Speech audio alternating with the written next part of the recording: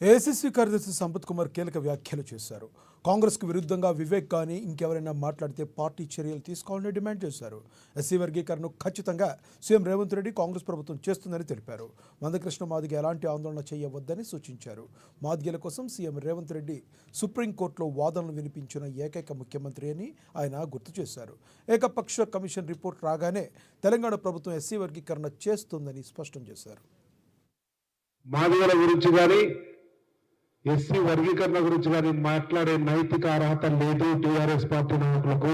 10 సంవత్సరాల అధికారంలో ఉండి 2014 నుంచి 24 వరకు 14 కంటే ముందు కాంగ్రెస్ పార్టీ ఇక్కడ అక్కడ కేంద్రంలో రాష్ట్రంలో అధికారంలో ఉండి ఉషా మేర కమిషన్ వేసి ఎస్సీ వర్గీకరణను చిట్ట చివరి దశకు తీసుకొచ్చి సందర్భంలో తెలంగాణ ఉద్యమం రావడం వల్ల ఆగిపోయిన ప్రక్రియ పూర్తి చేయవలసినటువంటి బాధ్యత ఇక్కడ ఉన్నటువంటి బీఆర్ఎస్ ప్రభుత్వానికి అక్కడ ఉన్నటువంటి భారతీయ జనతా పార్టీ ప్రభుత్వానికి ఉండే. కానీ 10 సంవత్సరాలు అక్కడ వాళ్ళు కానీ ఇక్కడ వీళ్ళు కానీ ఏ మాత్రం కూడా వర్గీకరణ మీద కానీ మాదిగల అసమానత మీద కానీ రాజ్యాంగబద్ధ హక్కుల మీద కానీ దృష్టి సారించకుండా ఈ రోజు ఈ పోటుగాళ్ళట సుపనాథులు మా వర్గానికి న్యాయం చేస్తారట.